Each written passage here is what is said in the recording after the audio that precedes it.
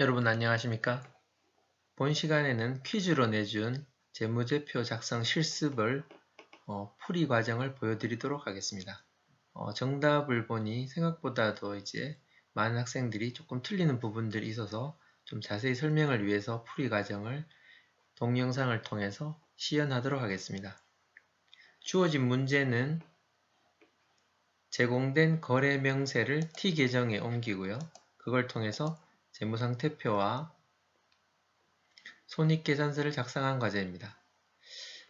강의 시간에 말씀드린 것처럼 이 과제를 수행하기 위해서는 기초지식이 필요한데요. 먼저 이러한 모양이 재무상태표이고 재무상태표의 왼쪽은 자산, 오른쪽은 부채와 자본금으로 구성된다고 배웠습니다. 그리고 자리값에서 자산은 원래 왼쪽, 부채는 오른쪽, 자본금도 오른쪽이라 그랬죠.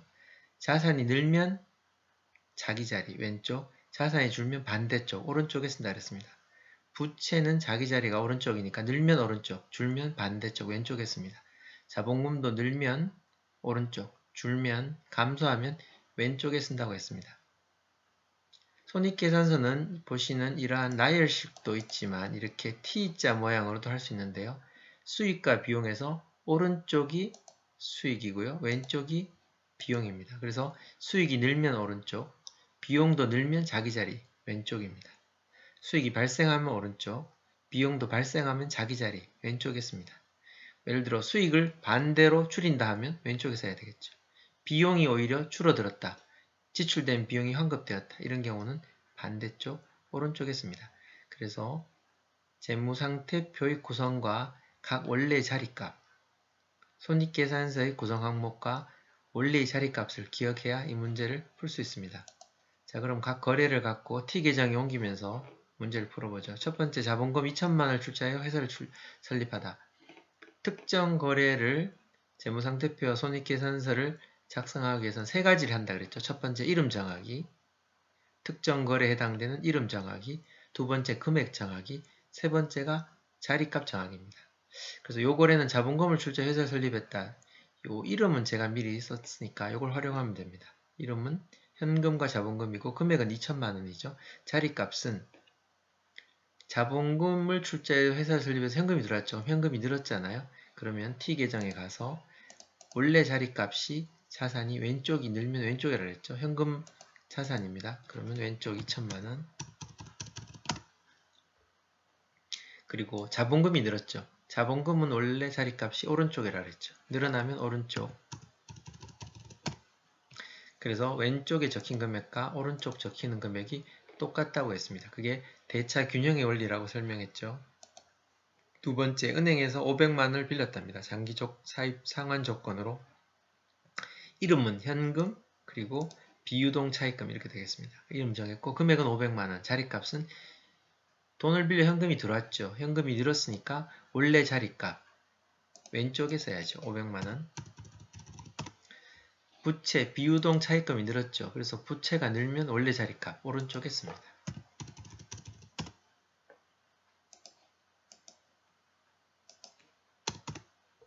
이렇게 해서 두 번째 거래까지 끝났고요. 세 번째는 외주 공장에서 텀블러 상품을 800만원을 구매했다. 개당 4,000원, 2,000개를 샀답니다. 이름값은 재고자산 현금입니다. 금액은 800만원이죠. 그래서 상품을 샀으니까 현금을 주고 샀겠죠. 그럼 현금이 빠져나가죠. 그래서 현금은 나가고 재고자산은 늘어나죠. 그래서 T계정에 와서 현금은 줄었습니다. 그러면은 원래 늘면 왼쪽 자리값이죠. 줄면 감소하면 반대. 오른쪽에 씁니다. 800만원.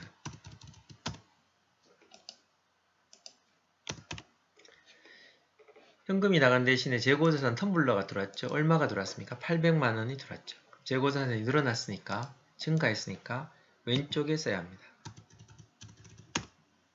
근데 이제 많은 학생들이 오답이 이 800만원을 쓰지 않고요. 기존에 이제 보여드렸던 실습 사례에서 600만원을 쓴 학생들이 좀 많더라고요. 그래서 그건 숫자를 잘못 쓴 겁니다. 자리값은 대부분 맞게 썼는데 금액을 본 사례에서는 800만원이니까 800만원을 써야 합니다.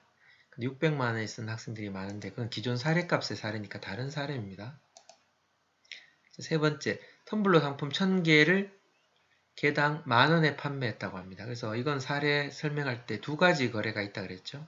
첫 번째는 이제 물건이 나가면서 매출이 일어나면서 현금이 들어오는 게 하나 있고, 또 하나는 텀블러 원가가 발생하는 것, 두 가지라고 했습니다. 먼저 첫 번째로 보면 현금이 들어오고 매출이 발생했죠. 금액, 이름값은 현금 매출이고 금액은 1000개를 10,000원이니까 얼마? 1000만원이죠. 현금 1000만원, 매출 1000만원.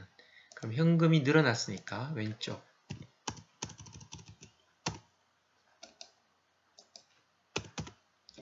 매출이 늘어났죠. 매출이 늘면 원래 자리값 오른쪽입니다. 수익은 오른쪽이라 그랬죠. 1000만원.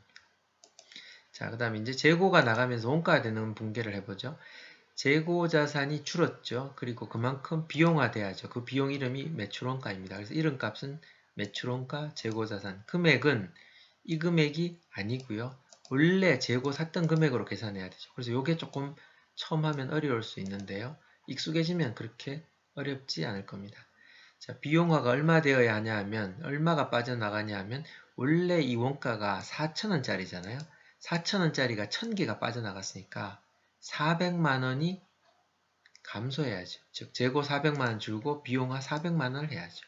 그래서 재고 자산이 줄면 오른쪽에서 해야죠. 늘면 왼쪽이지만 자산 줄면 오른쪽에 씁니다. 400만원. 비용은 늘면 왼쪽에 쓴다 그랬죠. 400만원. 이렇게 씁니다. 뭐 이렇게 하지 않고 그냥 재고가 반이 나갔다. 2,000개를 샀는데 1,000개가 나왔으니까 800만원의 반, 400만원. 그렇게 해도 마찬가지입니다. 자, 세 번째 거래는 직원 인건비 200만원을 지출하다. 이름은 돈이 나갔으니까 현금이 이름값이 되고요. 그 다음 비용 항목으로는 급여입니다. 현금이 줄었죠. 급여는 비용은 늘었고요. 그럼 T 계정에서 현금이 줄었으니까 오른쪽에서 해야죠. 200만원. 급여, 비용이 늘었으니까 비용은 늘면 왼쪽이라고 했습니다. 마지막 거래입니다. 사무실 임차료 100만원을 지출하다. 그럼 이름값은 현금이 나갔죠. 100만원. 비용, 임차료가 늘었죠. 그래서 현금이 줄면, 나가면은 반대쪽인 오른쪽에 씁니다. 100만원. 그리고 임차료, 비용이 늘었으니까 왼쪽에 써야죠. 이렇게 하면 T계정 일단 기본값 입력이 끝났고요. 다시 강조하지만 재무상태표에서 원래 자리값이 자산이 왼쪽, 부채가 오른쪽, 자본금이 오른쪽이니까 늘면 자기 자리, 줄면 반대. 부채가 늘면 자기 자리 오른쪽, 자본금도 늘면 오른쪽이라 그랬죠. 수익 비용은 수익이 오른쪽입니다. 비용이 왼쪽. 그러면 수익이 생기면 오른쪽에 쓰고요. 비용이 발생하면 왼쪽에 씁니다. 그렇게 어려운 건 아니고 그냥 기계적인 구분입니다. 자, 요까지 하면 이제 T계정 갖고 재무상태표 손익계산서를 작성해야 되는데 요 T계정을 마감을 해야 합니다. 마감을 하는 방법은 요 항목들은 재무상태표 계정들이죠. 요 계정들의 이제 잔액을 구하는 거죠.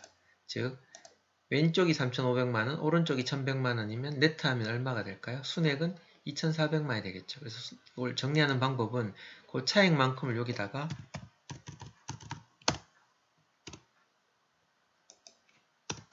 기록을 하고 그럼 똑같아지죠. 똑같은 금액을 여기다가 새로 씁니다. 그래서 새로 출발하는 금액이 순액 2,400만원이 되는 거죠. 그래서 이름을 2,400만원을 T계정 현금에서 다음 기로 넘겨주고 전기에서 2,400만원을 넘겨받았다 해서 순액을 구합니다.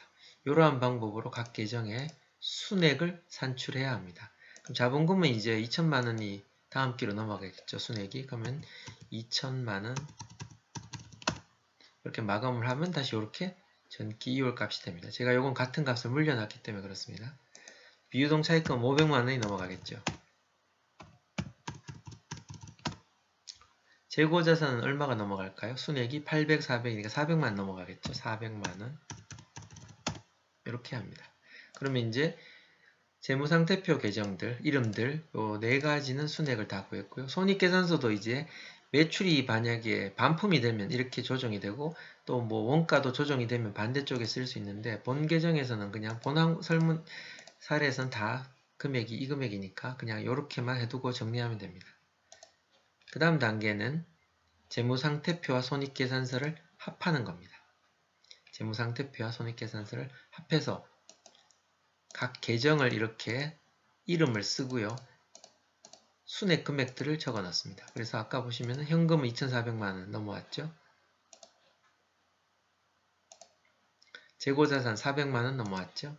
값을 물려놔서 그렇습니다. 비유동차입금 500만원 넘어왔죠. 자본금 200만원 넘어왔죠. 그럼 손익계산 항목도 똑같이 그냥 오른쪽 왼쪽 자리값의 금액을 씁니다. 매출 1000만원, 매출원가 400만원, 급여 200만원, 임차료 100만원 이렇게 쓰고 합계를 구해보면 양쪽 금액이 3,500, 이것도 3,500으로 똑같습니다. 즉 이때까지 왼쪽 오른쪽 금액을 똑같은 금액을 썼으니까 당연히 왼쪽 오른쪽 금액을 누적합하면 똑같겠죠. 그래서 이게 재무상태표의 결합이고요. 이러면 양쪽 금액이 같은 걸 이제 분리를 합니다. 요렇게 합해져 있잖아요. 요걸 요렇게 쪼갠다는 거죠. 즉 자산하고 부채 자본금만 드러냅니다. 그럼 요런 모양이 되겠죠. 그래서 요 합한 계정에서 여기에 자산, 부채, 자본금이죠. 요것만 여기에 옮기는 거죠. 그래서 똑같은 금액을 씁니다. 현금, 재고자산, 비유동차입금, 자본금. 이렇게 하면 양쪽의 합계가 틀리죠. 그래서 그 차이만큼이 뭐냐? 바로 당기순이익입니다. 즉 사업을 했을 때 부채 자본금은 금액이 늘거나 줄지만 이익은 아니지만 어쨌든 사업을 해서 자산이 늘어나면 그만큼이 이익인 거죠. 그래서 요거 차이가 당기순이익. 금액은 차이에 해당되는 300만원이죠. 그래서 많은 학생들이 이 답을 여기다 이걸 안 쓰고 그냥 2,800, 2,500으로 마감한 학생이 많던데요. 그렇게 하면 안 되고 당기순이익을 만들어서 양쪽 금액을 같게 만들어야 합니다. 자, 그 다음은 합한 거에서 손익계산서 항목만 뜯어냅니다. 즉 수익, 비용 항목만 뜯어냅니다. 그러면 이런 모양이 되겠죠. 수익, 비용. 그러면 그 차이가 날 텐데 그 차이를 살펴보죠. 즉 합한 금액에서 여기서 요거만큼을 그대로 옮겨옵니다. 보시면 그대로 옮겨왔죠. 매출 1000, 원가 400만원, 급여 200만원, 임차료 100만원. 그러면 이제 차이가 또 당연히 양쪽이 안 맞죠. 안 맞는 만큼이 바로 비용을 초과하는 수익, 이익입니다. 즉 비용, 수익에서 비용을 뺀 만큼이죠. 그럼 그 금액을 여기다가 당기순이익이라고 쓰고요. 양쪽 금액 합하는 300만원이죠. 양쪽 금액이 맞았습니다. 그럼 이렇게 300만원을 손익계산서에도 구하고 재무상태표에서도 구했는데 두 금액이 일치할까요? 틀릴까요? 당연히 일치합니다. 일치해야 하고요. 다시 그림을 보면 이 그림을 다시 보시죠. 합한 거에서 요렇게 뜯어내서 요 차이를 구하고 요렇게 뜯어내서 요 차이를 구하면 그 양쪽 차이는 당연히 똑같겠죠. 그래서 당기순이익과 여기 당기순이익은 똑같습니다. 자, 손익계산서를 이제 이렇게 나열식으로 만들어 볼까요? 그러면 이제 매출 1000만원, 그냥 이건 숫자로 옮겨온 겁니다. 매출원가 400만원. 그럼 매출 총액은 600만원, 급여는 이제 옮겨온 값이 200, 임차료 100, 그럼 당기순이익이 300. 뭐 요렇게 표시해도 되고 뭐 이렇게 해서 구할 수 있습니다. 근데 정답을 풀이한 학생 많은 학생 중에서 이걸 마감을 안 하고 요거 마감 안 한 학생들이 많더라고요. 요것도 마감을 안 한 학생들이 많습니다. 근데 마감을 해야 합니다. 자, 이렇게 사례를 한번 보여주고 여러분에게 재무상태표와 손익계산서를 만들도록 이렇게 실습을 하게끔 한 이유는 이걸 해보면 이런 식으로 장부를 기록을 하고 재무상태표와 손익계산서를 이런 식으로 분리해서 만들고 어떤 방법으로 이 당기순이익이 양쪽이 일치해지는지를 좀 체감할 수 있기 때문에 이걸 사례를 풀어보면 이제 여러분 재무상태표 손익계산서를 볼 때 조금 더 실감이 나고 체감이 되고 좀 진정한 의미를 이해하는 데 도움이 될 것인가 해서 과제를 낸 겁니다.